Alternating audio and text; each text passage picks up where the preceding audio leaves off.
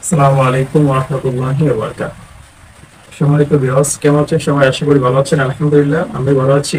আজকে আমরা একটা বিষয় নিয়ে কথাবার্তা বলবো যে একজন লোক সিনেমা দেখার পর সাংবাদিক তাকে জিজ্ঞেস করলো সিনেমা কেমন হলো। তিনি বলতেছে যে আলহামদুলিল্লাহ ভালো হয়েছে।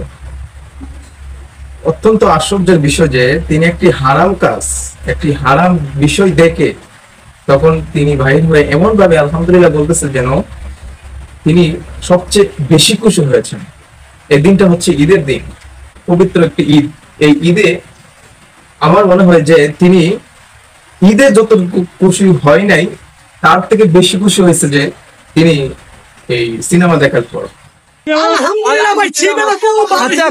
কোন সিন গুলো আপনার কাছে বেশি মনে করছে? ভাই যে রোমান্টিক এই যে লাস্টে যে সিনটা হলো ভাই শাকিব মন্ডল গুলি করছে, ওই সিনটা পরে যে ভাসতে বাইরে ছিল ভাগের লড়াইতে, ওই সিনটা আমার খুব ভালো লাগছে ভাই। চঞ্চল চৌধুরীর অভিনয় কেমন ছিল? আলহামদুলিল্লাহ ভাই, সেরকম ভাই সেরকম বসা দিতে ভাই হাত জায়গা মতো সিনেমা ভাই বাংলা মাটিতে মুসলিম ভাই আশাই করে যে ভাই সালাউদ্দিন লাবলু ছিল, তার অভিনয় কেমন ছিল? আলহামদুলিল্লাহ অনেক ভালো হয়েছে।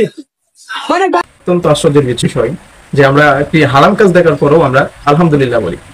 যেখানে হারাম কাজ দেখার পর আমরা অনুশোচনায় ভুগবো, ওই জায়গায় দেখা যায় যে উনি আলহামদুলিল্লাহ এমন ভাবে বলতেছেন যে তার ভিতরে এমন কোনো একটি ভয়ও সৃষ্টি হলো না, তার ভিতরে এমন কোনো একটা অনুশোচনাও সৃষ্টি হয় নাই, সে তেমনি ভাবে আলহামদুলিল্লাহ বলতেছে।